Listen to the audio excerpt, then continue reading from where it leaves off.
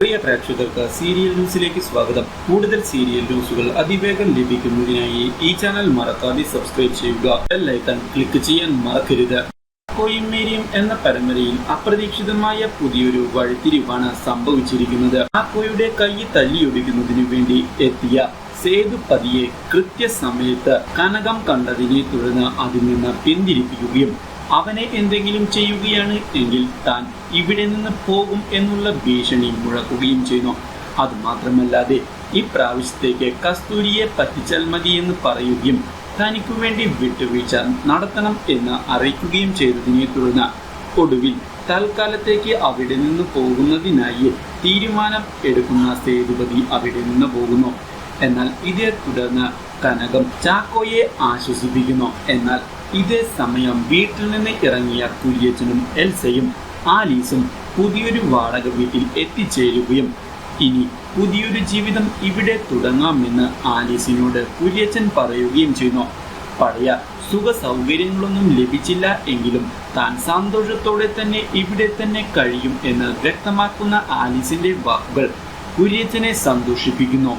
ഇതേ തുടർന്ന് കുര്യച്ചനോട് ഈ വീട് കുര്യച്ചന്റെ പേരിലേക്ക് മാറ്റാനാണ് ജോർജ് കുട്ടി എന്നയാൾ തീരുമാനിച്ചിരിക്കുന്നത് എന്നും ഇതെല്ലാം പണ്ട് സഹായിച്ചതിന്റെ പ്രതിഫലമായി കരുതിയാൽ മതിയെന്നും ഇതിനു വേണ്ടി ഇനി യാതൊരു കാര്യവും ചെയ്യേണ്ടതില്ല എന്നും വ്യക്തമാക്കുന്ന അവർ അവിടെ നിന്ന് പോകുന്നു.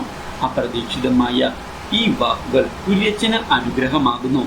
എന്നാൽ ഇതേ സമയം കുര്യച്ചന്റെ കാര്യങ്ങളെല്ലാം അറിഞ്ഞുകൊണ്ട് വീട്ടിലേക്ക് എത്തുന്ന ജിനിയുടെ അമ്മ ജിനിയോട് ഇപ്പോൾ കാര്യങ്ങളെല്ലാം വിചാരിച്ചതുപോലെ കയ്യിലേക്ക് വന്നിരിക്കുകയാണ് എന്നും അതുകൊണ്ട് തന്നെ ഇനി ഈ കാര്യങ്ങളൊന്നും വിട്ടുകളയരുത് എന്ന് വ്യക്തമാക്കുന്ന അവർ സ്വത്തുക്കളെല്ലാം നഷ്ടമാകാതിരിക്കുന്നതിന് വേണ്ടി സണ്ണിയുടെ കാര്യത്തിൽ ഒരു തീരുമാനം എടുക്കണമെന്നും സണ്ണി സ്വത്തുക്കൾ കൈക്കലാക്കുന്നതിന് മുൻപ് തന്നെ ഇതിലൊരു തീരുമാനം ഉണ്ടാക്കണമെന്ന് നിർദ്ദേശിക്കുകയും ചെയ്യുന്നു. ആ കാര്യമെല്ലാം താൻ കൃത്യമായി ചെയ്തുകൊള്ളാമെന്ന് അമ്മയ്ക്ക് ജിനി വാക്ക് നൽകുന്നു. എന്നാൽ ഇതേ സമയം സാന്ദ്ര IPS വരുന്നുണ്ട് എന്നും രാജലക്ഷ്മിയുടെ ബന്ധുവായ അവർ ഇവിടേക്ക് കടന്നു വരുന്നതോടെ പുതിയ മാറ്റങ്ങളാണ് ചാക്കോയുടെ കേസിൽ വന്നു സംഭവിക്കാൻ പോകുന്നത് എന്നുമുള്ള യാഥാർത്ഥ്യം തിരിച്ചറിയുന്നത് നീലാംബരിയെ സന്തോഷിപ്പിക്കുകയും നീലാംബരി അതുകൊണ്ട് തന്നെ ചാക്കോയെ കണ്ടെത്താൻ സഹായകം ആകുമെന്ന് ഉറപ്പിച്ചു പറയുകയും ചെയ്യുന്നു.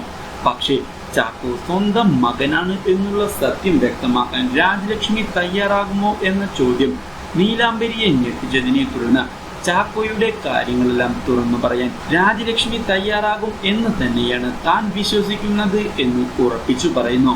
ഇത് തുടർന്ന് സാന്ദ്ര IPSനോട് ശർമ്മജി കാര്യങ്ങളെല്ലാം വ്യക്തമാക്കിയതിനെ തുടർന്ന് കൃത്യമായ അന്വേഷണത്തിലൂടെ മുന്നോട്ടു പോകാൻ തീരുമാനമെടുക്കുന്ന സാന്ദ്ര IPS അന്വേഷണവുമായി മുന്നോട്ടു പോവുകയും തന്റെ അന്വേഷണത്തിലേക്ക് സേവ്യറിന്റെയും സണ്ണിയുടെയും പേര് കൊണ്ടുവരികയും ചെയ്യുന്നു.